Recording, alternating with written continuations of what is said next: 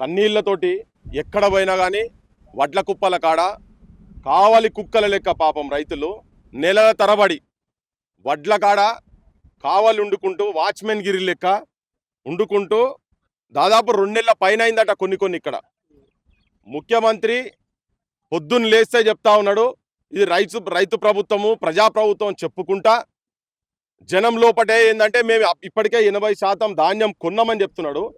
ఒకవేళ ధాన్యం నువ్వు 80% కనుక కొనేది ఉంటే మరి ఇక్కడ రైతులు అబద్ధం చెప్తున్నారా? 25 నుంచి 30% మాత్రమే కొనుగోలు జరిగిందని ఎక్కడ పోయినా కానీ ఇదే ఉన్నది. వడ్ల కుప్పల కాడ ఎవరిని పోయి మందలిస్తే రైతులను మందలిస్తే ఆగ్రహంతో బాధతోటి ఉన్నారు. ఇగో ఈరోజు పేపర్ల శంకరయ్య అని చెప్పని కుప్పకాడనే వడ్ల కుప్పకాడనే వడదెబ్బ తలిగి కావాలి ఉన్నాడు కాబట్టి అక్కడనే చచ్చిపోయిండు. నిన్న మల్లేష్ అని ఒక రైతు ఆత్మహత్య చేసుకున్నాడు.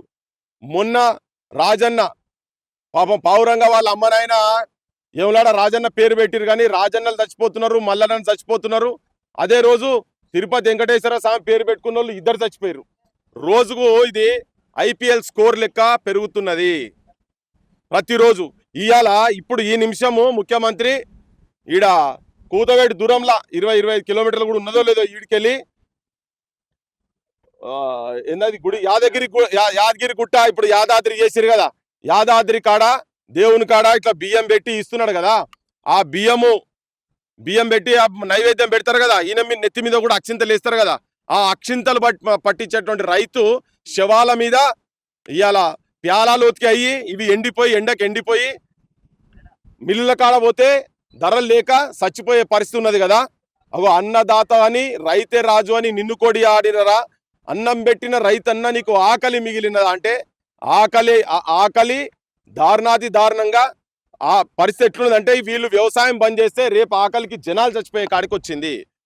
రేవంత్ రెడ్డి గారు మీరు ఎలక్షన్లప్పుడు రాగానే ఎక్కడ రైతు కనబడితే అక్కడ పోయి పొలాల కాడికి పోయి పాయింట్ మీదకి అనుకొని ఒకటి నెత్తికి రుమాలు చుట్టి ఆ రైతు మీద ఇట్లా భుజం మీద చెయ్యేసి ఆ ఫోటోలు తీసుకొని జనాలకు పెట్టి ఆడ మా కూలితల్లు ఎక్కడన్నా పని చేస్తుంటే వాళ్ళ దగ్గర పోయి టిఫిన్ డబ్బాలు ఓపెన్ చేసి అవి బువ్వ తినుకుంటా మా ఆడోళ్ళు మంత్రులైన వాళ్ళు కూడా కొంతమందికి అదే పని.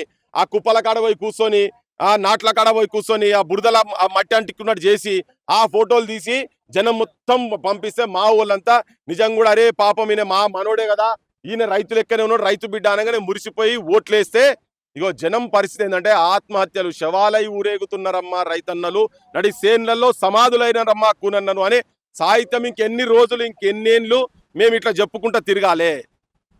చాలా అన్యాయం, దారుణం, దుర్మార్గం, ప్రజా కంటక పాలన నడుస్తున్నది. వాళ్ళు కనీసం మేము రైతులమని చెప్పుకుంటలేరు. అవన్నీ డైలాగులు ఎందుకన్నా అంటున్నారు రైతే రాజు అని. జై జవాన్ జై కిసాన్, జై జవాన్ లేదు, జై కిసాన్ లేదు. జై కిసాన్ అయితే అసలే లేదు, జవాన్ ఏమో దేవుడెరుగు. కానీ ఈ కిసాన్ మాత్రం నాగలి పట్టినటువంటి రైతులకు మాత్రం కన్నీళ్లే మిగిలినాయి. ఇవాళ మీరు ధాన్యం ఏంది వాళ్ళు అడుగుతున్నది ఏంది? ఖాళీ మేము పండించిన పంటను సకాలంగా కోనండ్రి గంతేనే అడుగుతున్నారు, అంతకన్నా ఎక్కువ ఏం లేదు. మీరు ఏం గంతే సార్, గంతే కదా. పండించిన పంట మీరు ఎక్కువ చేయాల్సిన అవసరం కూడా ఏం లేదు. కానీ ఇలా ఇప్పుడు 30% అంటే ఇప్పుడు ఇంకా 15 రోజులు అయితే మళ్ళా కాలం వస్తుంది. ఇప్పటికే దున్నుడు కొద్ది రోజులు అయితే స్టార్ట్ అవుతుంది, వర్షాలు పడతాయి.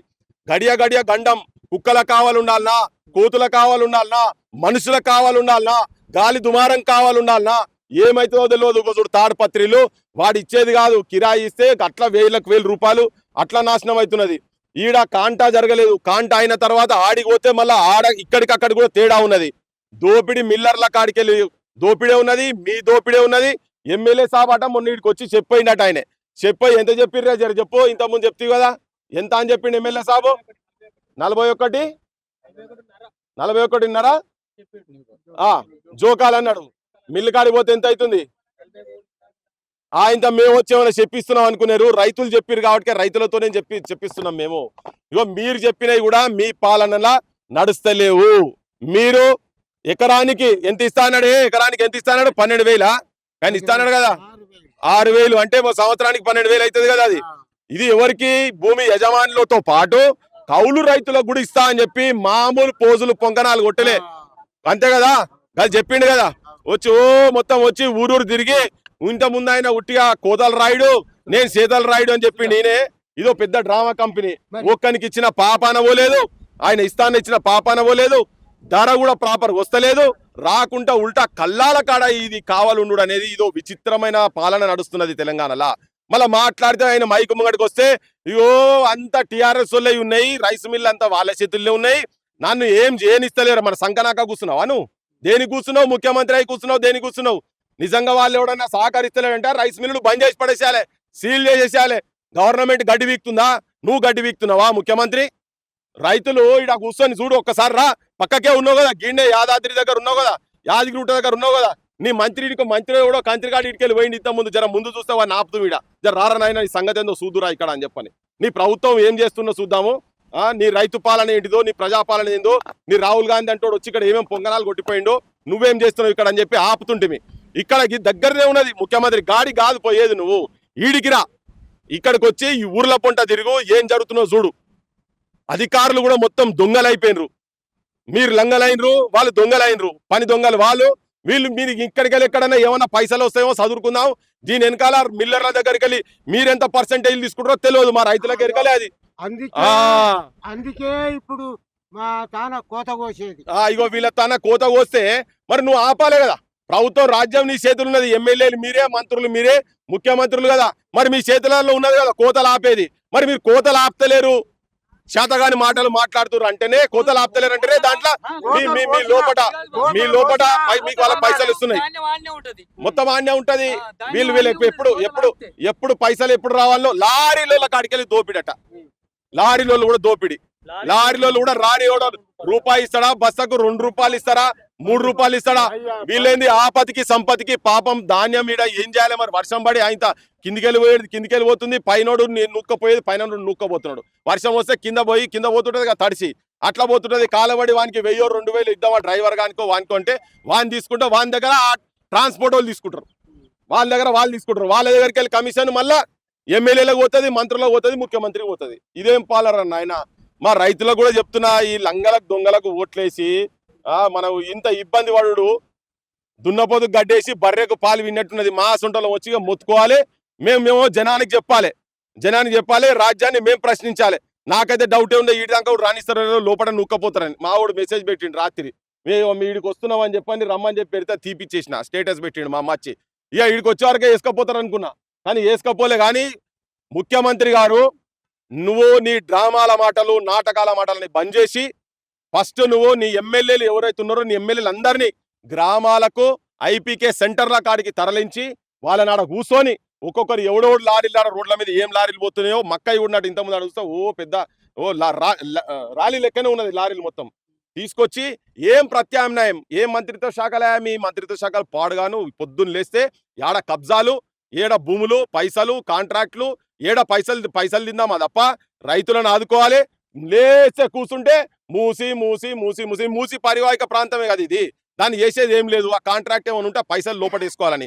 ఈ మూసి కింద రైతులన్నా చూడు, నువ్వు ఊతవేటి దూరంలో ఉన్నారు కదా, ఏం ఏడదొస్తున్నావు, ఏం చేస్తున్నావు మీరంతా వచ్చి వీళ్ళ వెంటనే. ఇప్పుడు మురుగశిర కార్తీ ఎప్పుడు వచ్చే నెల 8వ తారీఖు అట, 15 రోజులు కూడా లేదుగా, అయిపోయి ఇంకెక్కడున్నది? ఎన్నడు కొంటారు వీళ్ళ దగ్గర? ఎన్నడు కొంటారు? వీళ్ళకి పైసలు ఎన్నడు రావాలి? వీళ్ళు అప్పులు ఎక్కడ తిరవాలి? ఆల్రెడీ మిత్తికి తెచ్చినటువంటి పైసలు ఇప్పుడు 2 నెలల నుంచి ఇక్కడ ఉన్నాయి కాబట్టి 2 నెలల మిత్తి నువ్వు ఇచ్చేది కాలవడ, నీ పైసలే ఇస్తలేవు. కానీ వీళ్ళ ధాన్యం టైంకి కొంటే ఆ 2 నెలల మిత్తి కూడా వీళ్ళ మీద పడదు కదా. చిన్నోళ్ళు కౌలు రైతులు వాళ్ళకి మీద పడదు కదా. ఆ సాముల దగ్గరికి వెళ్ళి తీసుకొచ్చిన పైసల మిత్తి కూడా మీద పడదు కదా. మీ చేతగాంతనానికి మీకు సోయిలేక, మీకు పైసల కకృతితోటి మీరు ఆలస్యం చేసేపటికే పాలన రాక గుంపు మేస్త్రి పాడుగాను. నీ గుంపు లేదా, నీ మేస్త్రికి రాదా, నీకు దేది రాదా? ఆ భగవంతునికి ఎక్కడన్నా కనికరం వచ్చి అమ్మ నౌకరు పోయేటట్టన్నా చేస్తానన్నా మంచిగుండా, ఇక్కడికి వచ్చింది కదా, యాదాద్రి కాడికి వచ్చిండు కదా, నా రైతులు ఇట్లా ఇబ్బంది పడుతున్నారని చెప్పని ఇమ్మీడియట్ గా ఇప్పటికే చాలా ఆలస్యం అయిపోయింది. మరి వీళ్ళ నష్టం ఎవరు తీరుస్తారు? ఇప్పుడు ఆ మిత్తిల పైసలు ఎవడిస్తాడు? బ్యాంక్ వచ్చి దర్వాజాలు కూడా విక్కబోతాడు, మిత్తికి ఇచ్చినాడు అవ్వనక్కని తిడతాడు. వస్తే ఆ తిట్లు భరించలేకనే మొన్న చచ్చిపోయిన రాజన్న తిట్లు భరించలేకనే చచ్చిపోయిండు. పేపర్లో కూడా రాసిరది, నేనన్నది కాదు. సబ్ ఇన్స్పెక్టర్ కూడా పైసలు ఇచ్చిన ఆసాం వచ్చి ఇంటికాడికి వచ్చి బూతులు తిట్టినట్ట, ఇంకెన్నడరా నువ్వు ఇచ్చేదని చెప్పని. అంటే ఏం చేయాలి అర్థం కాక భూమి అమ్ముదామని తిరిగిండు, మొత్తం ఊర్లే తిరిగిండు. పక్క ఊర్ల దగ్గర పోయి నా భూమి కొనుక్కోరు అంటే ఇవాళ భూమి కొనే పరిస్థితి కూడా లేదు ఎవడు. అమ్ముతా అప్పులు తెరుస్తా అంటే భూమి కూడా కొనే పరిస్థితి లేదు, బిడ్డ పెళ్లి కూడా అప్పైందని చెప్పిండట. ఆఖరికి భూమి కూడా అమ్ముడు పోలే, ఆ తిట్లు భరించలేక రైతు చాలా ఆత్మాభిమానంతో బతికేటువంటి వ్యక్తి. ఇప్పుడు ఇంతమంది ఇక్కడ మాట్లాడిన వాళ్ళు మాది కొనుమని మాకు రూపాయి ఎక్కువ ఇవ్వాల్సిన అవసరం లేదు అని చెప్తున్నారు. వాళ్ళు ఆత్మహత్య చేసుకొని చచ్చిపోయాడు. మరి ఆత్మహత్యల కారణం ఎవరు? పురుగుల మందే పెరుగన్నం అయిందా రైతన్న అని చెప్పని పాడుకుంటూ తిరిగినాం. ఇంకా గదే కథ అవుతున్నది. కల్లాల కాడ శవాలు లేచుడు అనేది ప్రభుత్వాలకు చాలా అవమానకరము. మీకు కొద్దిగా కూడా సోయి వస్తలేదు. నేను మొన్న వారం రోజుల కింద ఒకటి చూసినా, ఇగో ఇవాళ ఒకటి చూస్తున్నా. ఇవాళ ఇగో చూడు, ఇదే శంకరయ్య అని చెప్పని కళ్ళం మీదనే ఇట్లా పడి ఉన్నాడు. ఇగో ఇది ఎంత దారుణము. కళ్ళం కాడనే ఈ ఫొటోస్, ఇగో కళ్ళం మీదనే. ఇది ఇది ఇది ఎంతమంది చావాలి ఇట్లా వడ దెబ్బకు? ఇప్పటికే నిన్న 31 మంది చచ్చిపోయారట, మొన్న 22 మంది చచ్చిపోయారు. అలా తీస్తే డేటా తీస్తే దాంట్లో రైతులే ఎక్కువ ఉంటారు. ఎందుకంటే ఇక్కడ కావాలి ఉంటున్నారు కదా వాళ్ళకే ఎండ దెబ్బ. మనమే ఇక్కడ నిలబడలేని పరిస్థితున్నది. ఇప్పుడు ఎంత 9 కూడా కాలే, ఓ గాలికి ఎంత ఎట్లున్నా చూడు, ఇప్పటికే ఫుల్ హ్యూమిడ్ అయిపోయింది. నిలబడలేని పరిస్థితున్నది. మనుషులు నిలబడితే గుంస్తున్నది. అటువంటి దగ్గర వీళ్ళు ఎక్కడికెళ్ళి నీళ్లు తెచ్చుకోవాలి, ఎక్కడికెళ్ళి బువ్వ తెచ్చుకోవాలి, ఇండ్లు ఎంత దూరం ఉన్నాయి, వాళ్ళు వచ్చి ఎట్లా కావాలి ఉండాలి. కాంగ్రెస్ గవర్నమెంట్ కు ప్రజాప్రభుత్వము రైతుల పాలన అని చెప్పుకునే ప్రభుత్వానికి నేను చెప్తున్నా ఏంటంటే, కల్లాల కాడ ఒక గింజ కూడా నెక్స్ట్ 2-3 రోజుల తర్వాత కనబడకుండా మీరు చేయగలిగిన నాడే మీది కరెక్ట్ పాలన అని చెప్పబడుతుంది. ఇప్పటికే అంతేనా? మేము వెంటనే ఇమ్మీడియట్ గా 2 రోజుల 3 రోజుల వారం రోజుల కూలీలు కూడా దొరకలేరు అని చెప్తున్నా. అమాలీలు దొరకలేరు. ఎందుకు అమాలీల షార్టేజ్ వచ్చింది? మొదలే చూడాలి కదా.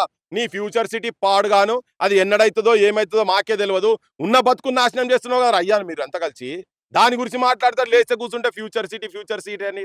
ఉన్న బతుకులు నాశనం పట్టించేసి కళ్ళాల కాడ వడ్లు కొనలేని చేతగానే ఉనివే నువ్వు అట. ఇంకా 20 ఏళ్ళకు 30 ఏళ్ళ కాడ దాన్ని ఏదో పెద్దగా భూలోక స్వర్గం చేస్తా అని తిరుగుతున్నాడు.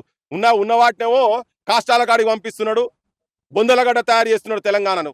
ఇమ్మీడియట్ గా 2-3 రోజుల్లో మొత్తం నువ్వు క్యాబినెట్ మీటింగ్ పెడుతున్నావు అని తెలిసింది. ఇప్పుడు అక్కడ ఈ క్యాబినెట్ మీటింగ్ లా దీని మీదనే నిర్ణయం తీసుకొని దీని తర్వాతనే ఇంకా ఏం చేసినా కానీ నెక్స్ట్ వీక్ డేస్ ఫస్ట్ రైతుల కల్లాల కాడ ఎక్కడ కూడా ఐకేపీ సెంటర్ల దగ్గర ఒక్క గింజ కూడా కనబడకుండా చేసిన నాడే ఉంటది. ఒక్క వర్షం వస్తే కథం, మళ్ళీ ఇండ్లు ఎంతమంది చచ్చిపోతారో తెలియదు. ఒక్క వర్షం పడ్డదంటే కథం, ఇక నా నష్టం.